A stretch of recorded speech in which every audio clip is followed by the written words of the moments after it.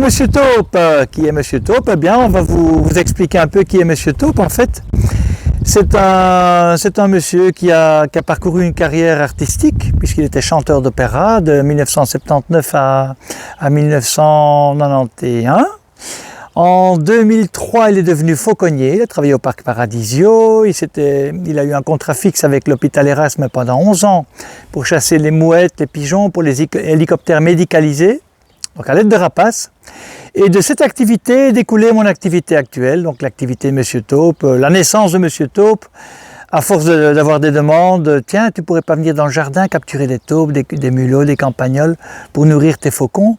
J'en ai fait une activité professionnelle.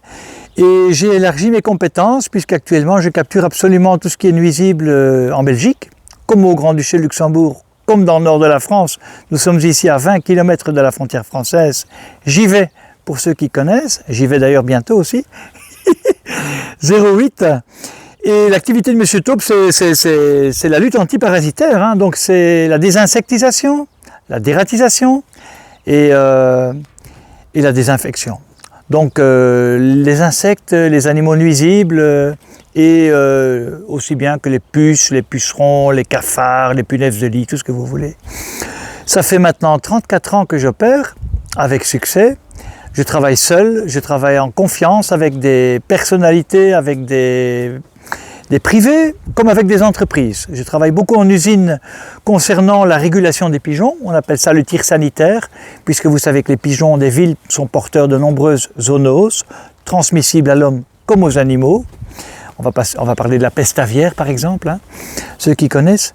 Alors pour le reste, je capture donc beaucoup de ratons laveurs. Ici en Ardennes, c'est la nouveauté, c'est les animaux exotiques envahissants, donc espèces invasives exotiques envahissantes, absolument nuisibles, qu'il faut absolument déglinguer parce qu'en fait, pour prendre l'exemple du raton laveur, il monte aux arbres, donc il mange les œufs, les oisillons, il mange dans les rivières les poissons, les écrevisses, les alevins et les mollusques. On a des huîtres et des moules ici très rares en rivière de première catégorie en Wallonie.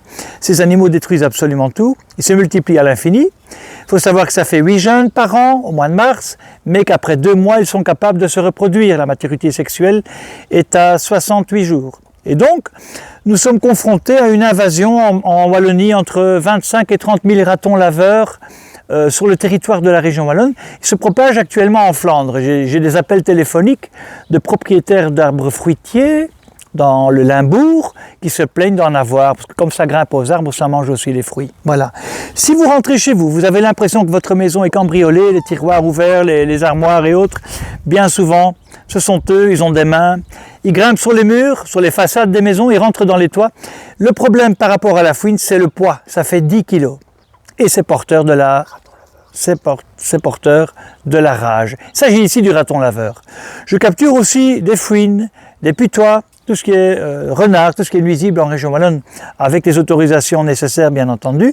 Et alors j'interviens dans les hôtels, les écoles, l'ORECA, tout ce qui est donc rongeur, donc les rats, les souris. Ici nous avons eu une période néfaste, on a eu des inondations, beaucoup de dégâts chez beaucoup de gens sinistrés, et à présent les rats font leur apparition et je suis fort quémandé pour m'occuper de ce problème. Voilà, avec succès.